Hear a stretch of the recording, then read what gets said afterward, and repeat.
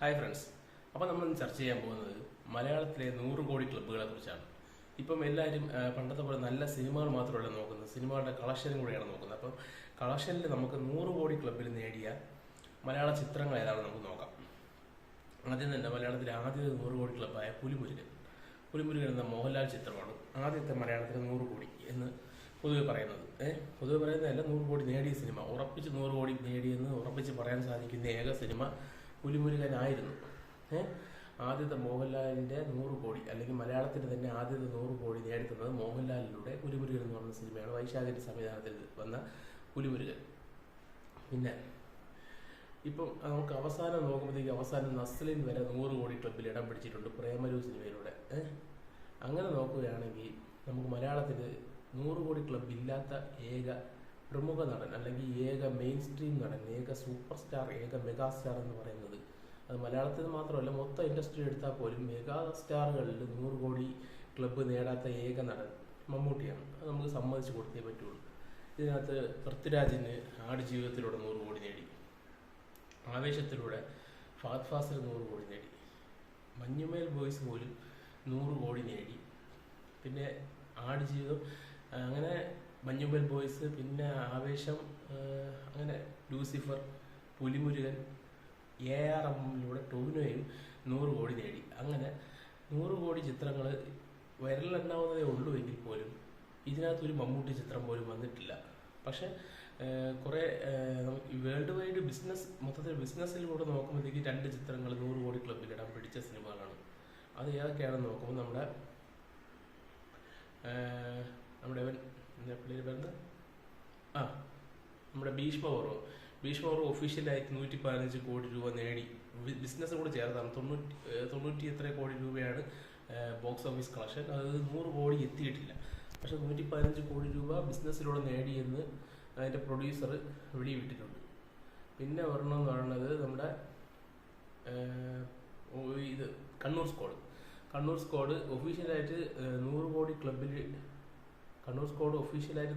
ക്ലബ്ബിൽ ഇടം പിടിച്ചിട്ടില്ല. ഇതൊന്നും ഈ 2 സിനിമകളിലുമാണ് മമ്മൂട്ടിയുടെ എക്കാലത്തെയും മികച്ച കളക്ഷൻ നേടിയ സിനിമകളെന്ന് നമുക്ക് പറയാൻ സാധിക്കും. പക്ഷേ ഈ 2 സിനിമകളും 100 കോടി ക്ലബ്ബിൽ ഇടം പിടിച്ചിട്ടില്ലെന്നുള്ള കാര്യം എല്ലാവർക്കും അറിയാവുന്ന കാര്യമാണ്. എന്നാൽ കുറേ കേക്കൊക്കെ മുറിച്ചിട്ടുണ്ട് 100 കോടി നേടി എന്ന് പറഞ്ഞിട്ട്. പക്ഷേ ഒരു മമ്മൂട്ടി ചിത്രം പോലും ഇതുവരെ മലയാളത്തിൽ 100 കോടി നേടിയിട്ടില്ല. പക്ഷേ ഇവിടെ പറയാൻ പോകുന്നത് ഈ കോടി ക്ലബ്ബുകൾക്ക് തുടക്കം വെച്ച സിനിമ ഏതാണ് എന്നാണ്. കോടി ക്ലബ്ബുകൾക്ക് തുടക്കം വെച്ച 1 കോടി എന്ന് പറയുന്ന ഒരു ബെഞ്ച് മാർക്ക് മലയാളത്തിൽ ആദ്യമായി നേടിയ സിനിമ എന്ന് പറയുന്നത് ആരാത്രി എന്ന് പറയുന്ന സിനിമയിലൂടെ മമ്മൂട്ടിയാണ്. മമ്മൂട്ടിയുടെ ആരാത്രി എന്ന് പറയുന്ന സിനിമയ്ക്കാണ് മലയാളത്തിൽ ആദ്യമായി 1 കോടി ക്ലബ്ബിൽ നേടിയ സിനിമ. ഒരു കോടി ക്ലബ്ബ് നേടിയ ആദ്യ സിനിമ എന്ന് പറയുന്നത് ആരാത്രി എന്ന് പറയുന്ന മലയാള സിനിമയാണ്. അത് മമ്മൂട്ടിയിലൂടെയാണ് ആദ്യമായി മലയാളം കോടി എന്ന് പറയുന്ന സ്വപ്നം കണ്ടു തുടങ്ങിയത്. അതുവരെ ലക്ഷങ്ങളിൽ കാൽ വെച്ച് പിച്ച വെച്ച് നടന്നിരുന്ന മലയാള സിനിമ 1 കോടി എന്നുള്ള ഒരു ഇത് കണ്ടെത്തിയത് മമ്മൂട്ടി ചിത്രമായ ആരാത്രി എന്ന സിനിമയിലൂടെയാണ്. എന്നിട്ട് മമ്മൂട്ടിക്ക് 100 കോടിയില്ല എന്ന് പറഞ്ഞ് കളിയാക്കുന്ന മോഹൻലാൽ ഫാൻസിനോട് പറയാനുള്ളത്, മമ്മൂട്ടി 100 കോടി നേടും. ആദ്യം 50 കോടിയില്ല എന്ന് പറഞ്ഞിപ്പം 80-90 കോടി ക്ലബ്ബിൽ മമ്മൂട്ടി ഉണ്ടെങ്കിൽ 100 കോടി നേടാൻ അധികം താമസമില്ല. മോഹൻലാലിന് പുലിമുരുകനിലൂടെ 100 കോടി നേടാൻ സാധിച്ചത് 100 കോടി എന്ന് പറയുന്നത് പുലിമുരുകൻ നമുക്ക് അറിയാം, ഒരു പ്രത്യേകതര ഒരു സിനിമയാണ്. എല്ലാവരും കാണാൻ കാത്തിരിക്കുന്ന ഒരു പുലി AI രൂപത്തിൽ, അല്ലെങ്കിൽ കമ്പ്യൂട്ടർ ഗ്രാഫിക്സിലൂടെ പുലിയുമായിട്ടുള്ള യുദ്ധം, അതൊക്കെ കാണാൻ വേണ്ടി ആൾക്കാർ ഇടിച്ച് കയറിയതാണ്. എനിക്ക് ടിക്കറ്റ് പോലും കിട്ടിയില്ല. ഞാൻ 2 ആഴ്ച കഴിഞ്ഞിട്ട് പോയിട്ട് പോലും തിയേറ്ററിൽ ടിക്കറ്റ് കിട്ടാത്ത സിനിമയാണ് പുലിമുരുകൻ. പിന്നെ അതിനുശേഷം വന്ന സിനിമകൾ നമുക്ക് അതിനകത്ത് വേറെ ഒരു ഇതും പറയാൻ പറ്റില്ല. പിന്നെ വേറൊരു കാര്യമുണ്ട്, മലയാളത്തിൽ ഏറ്റവും കൂടുതൽ പുതുമുഖ സംവിധായകന്മാർക്ക് ഡേറ്റ് കൊടുക്കുന്നത് മമ്മൂട്ടിയാണ്. മമ്മൂട്ടി കഴിവ് തെളിയിച്ചവർക്ക് മാത്രമല്ല ഡേറ്റ് കൊടുക്കുന്നത്, ഏറ്റവും കൂടുതൽ പുതുമുഖ ഡയറക്ടർമാർക്കാണ് മമ്മൂട്ടി അവസരം കൊടുക്കാറുള്ളത്. അപ്പം മോഹൻലാലിൻ്റെ 100 കോടി എന്ന് പറയുന്നത് ആദ്യത്തെ വൈശാഖാണ് കൊണ്ടുവന്നത്. വൈശാഖിനെ ഇൻഡസ്ട്രിയിൽ കൊണ്ടുവന്നത് മമ്മൂട്ടിയാണ്.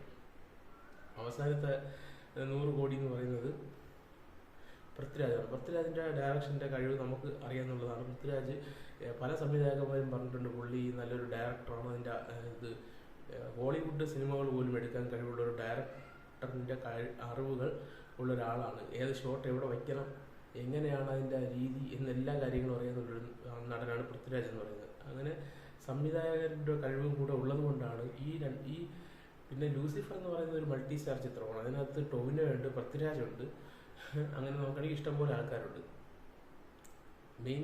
ഒറ്റയ്ക്ക് നേടിയെന്ന് പറയുന്നത് നമുക്ക് പുലി മാത്രമേ പറ്റുള്ളൂ. അതും പുലി എന്ന് പറയുന്ന ഒരു മെയിൻ ഫാക്ടർ അവിടെ ഉണ്ട്. എന്നാലും 2025 മമ്മൂട്ടി 100 കോടി ക്ലബിലും ബസൂക്കയിലൂടെ ഇടം പിടിക്കാനുള്ള സാധ്യത വളരെ അധികമാണ്. കാരണം അതൊരു പ്രത്യേകതരം ഒരു സിനിമയാണ്. അത് കാണാൻ വേണ്ടി ആൾക്കാർ ഇടിച്ച് കയറും എന്നുള്ളത് കാര്യം ഉറപ്പാണ്. അപ്പം നിങ്ങളുടെ ഇതെന്താണ്, നിങ്ങളുടെ അഭിപ്രായം എന്താണ്? മമ്മൂട്ടി 100 കോടി ക്ലബിൽ ഇടം നേടിയിട്ടുണ്ട് എന്ന് പറയുന്ന മമ്മൂട്ടി ഫാൻസിനോട് എനിക്ക് കടുത്ത വിരോധമാണുള്ളത്. കാരണം 100 കോടി നേടിയിട്ടില്ല, പക്ഷെ മലയാളികളുടെ മനസ്സിൽ നിന്ന് മമ്മൂട്ടി ഉണ്ടെന്നുള്ളത്